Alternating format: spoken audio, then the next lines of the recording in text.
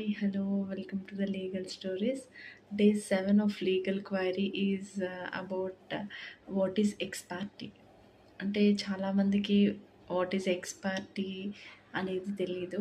So I want explain about that. Ex parte judgment అన్న ex parte order అన్న difference అనేది కొంచెం చెప్తే సో దట్ ఫ్యూచర్లో వాళ్ళకి ఏదైనా ఆర్డర్స్ వచ్చినా they will not be in a tension పడకుండా ఉంటారు.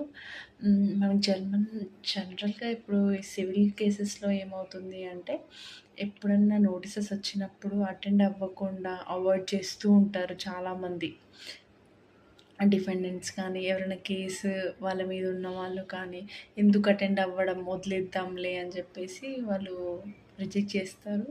సో దట్ వాళ్ళకి తెలియకుండానే అక్కడ కేసు రన్ అయిపోతుంది. అప్పుడు అవతల వాళ్ళు ఏం చేసుకుంటారు, అక్కడికి వెళ్ళి అటెండ్ అవ్వకపోతే మన కోర్టులో ఎక్స్ పార్టీ అని చెప్పేసి రాసుకుంటారు. ఎప్పుడైతే మీరు కోర్టు అటెండ్ అవ్వరో తెలిసినా కూడా దాన్నే ఎక్స్ పార్టీ అంటారు. సో దట్ మీకు ఎప్పుడన్నా నోటీస్ వస్తే డెఫినెట్గా అటెండ్ అవ్వండి. కేస్ని ఫర్దర్గా వెళ్తే బెటర్.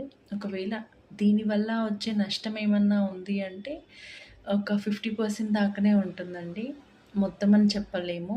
బికాజ్ మీరు ఫస్ట్ తెలియకుండా అటెండ్ అవ్వలేదు, లేకపోతే లాయర్కి ఫీజు కట్టుకోలేక, యువర్ మెయింటెనెన్స్ లేక, లేదు అంటే మీకు అవును మర్చిపోయాను ఏమన్నా స్పెసిఫిక్ రీజన్స్ ఉంటే ఒక బిలో 100 days లోపు కానీ మీరు వెళ్తే డెఫినెట్గా స్పెసిఫిక్గా ఇన్ని డేస్ అని ఏమి ఉండదు. బట్ మీకు తొందరగా రిలీఫ్ అవ్వాలి, అవును నేను వెళ్ళి నా కోర్టుకి అటెండ్ అవ్వాలి, కేసు ఉంది కదా అంటే మీరు అక్కడ సెట్ అసైడ్ అని వేసుకొని ఒక పిటిషన్ వేసుకొని దాని ద్వారా మీ అడ్వకేట్ ద్వారా మీరు మళ్ళీ ఆ కేసులో పార్టీగా మెంబర్గా అయ్యి మీరు కేసుని ముందుకు తీసుకెళ్ళచ్చు.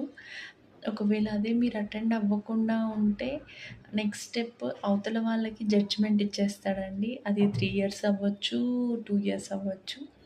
ఆర్డర్ వచ్చిందంటే ఆ ఆర్డర్ కూడా మీ ఇంటికి వస్తుంది. అప్పుడు కూడా మీకు చాయిస్ ఉంటుంది. మీరు వెళ్ళి పార్టిసిపేట్ చేయడానికి, లేదా దాంట్లో కేసులో మెంబర్గా ఉన్నారు అని చెప్పినప్పుడు మీరు వెళ్ళి కోర్టుకి వెళ్ళి మీరు సమాధానం చెప్పుకోవచ్చు ఎప్పుడైనా సరే. ఒకవేళ అప్పుడు కూడా చెప్పలేదు అంటే ఇంకా మీకు ఆ చాయిస్ అనేది తక్కువ ఉంటుంది. ఎందుకంటే ఆర్డర్ వాళ్ళకి ఫేవర్గా వచ్చిందంటే మనం ఏం చేయలేం కాబట్టి మీరు వెళ్ళాలనుకుంటే మళ్ళీ హైకోర్టుకి వెళ్ళి మీ ఆర్డర్ని దాని మీద పిటిషన్ వేసుకుంటే తప్ప మనం ఏం చేయలేము. సో